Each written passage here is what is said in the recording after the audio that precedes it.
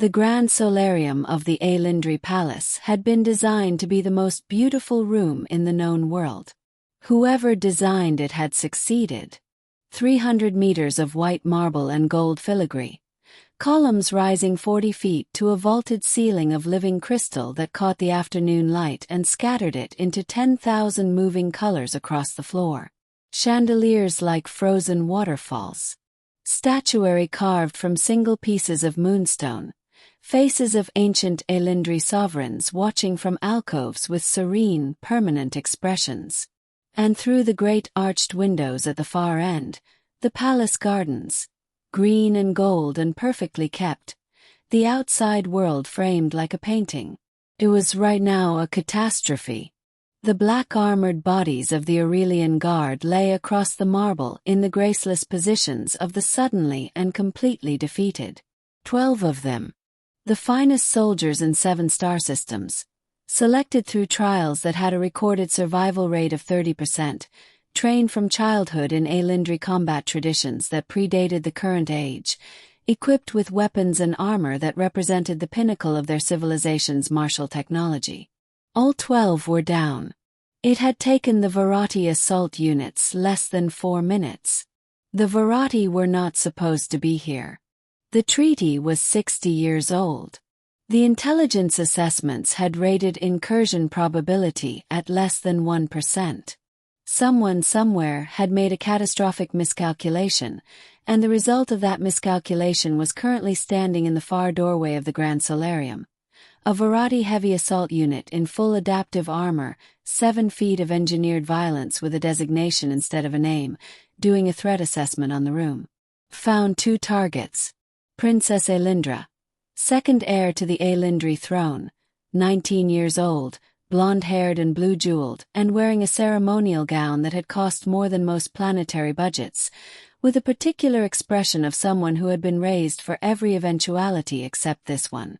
And Rin. Rin was not supposed to be in the Grand Solarium. He was a human cultural liaison, 31 years old, assigned to the Ailindri diplomatic mission for the past 14 months. His official duties involved facilitating trade discussions and translating technical documents, and occasionally explaining to Ailindri officials why humans did things that seemed, from an outside perspective, completely irrational. He was good at his job. He was not a soldier. He did not carry weapons. He was not supposed to be in rooms where weapons were necessary. He had been in the solarium because Princess Ailindra had asked him to review a trade addendum during the afternoon reception, and he had been sitting at one of the long tables near the south windows when the attack began, and he had not run because she was still in the room. That was the whole calculation. She was still in the room. He had pulled her behind the nearest column before the first Aurelian Guard fell, and they had moved, low and fast and along the wall, while the combat happened around them in the terrible efficiency of something overwhelming something else. He had watched the guard fall, watched the Vorrathi move, counted units and tracked positions the way he had learned to track things in a completely different context, in a life that predated the diplomatic career, that predated a lot of things he didn't discuss at receptions. When the last guard went down and the assault unit in the far doorway began its threat assessment, Rin had already picked up the fallen sword. It was an Ailindri Velblade, the blue glowing energy weapon that the guard carried, military grade, calibrated for Ailindri grip specifications. It was too long for him and the weight distribution was wrong for human musculature, and he had approximately 40 seconds of practical experience with this particular weapon type. He held it anyway. "Stay behind me," he said to Ailindra without looking at her. His eyes were on the Vorrathi unit in the doorway. "Whatever happens, stay directly behind me and move when I move." "You are a cultural liaison," she said. Her voice was doing something admirable, staying level while the rest of her was not. "I was other things first," he said. The Vorrathi unit moved. What happened in the next 3 minutes was not elegant. Rin had no illusions about elegance.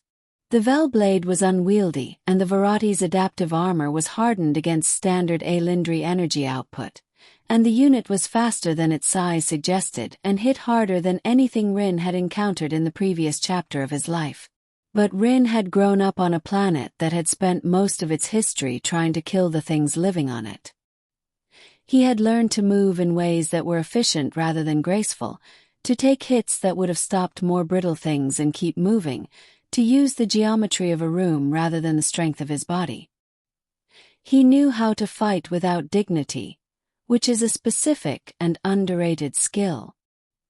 He kept himself between the unit and Alindra. Every time the Vorrathi tried to angle around him, he moved. Every time it pressed forward, he gave ground in the direction he chose rather than the direction it pushed him. He was bleeding from a cut above his left eye, and his right shoulder had been hit hard enough that the arm wasn't entirely cooperating, and the Velblade was burning through its charge faster than he'd hoped. He did not stop moving. When the charge finally reached critical and the blade locked up, he used the hilt. It was enough.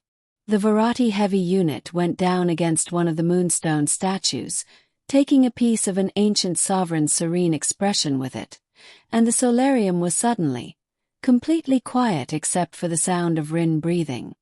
He stood in the middle of the disaster of the Grand Solarium. 12 Aurelian guards down around him.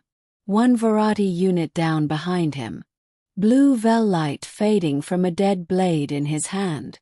Blood on his face and his jacket and the marble floor, and probably on a ceremonial item or two that was going to require a very awkward diplomatic explanation. He turned around. Princess Alindra was standing exactly where he had told her to stand, behind the last column, exactly where he had kept her throughout. She was looking at him with an expression that he couldn't entirely read. Something between shock and assessment, and something else that hadn't finished forming yet. "You said you were other things first," she said.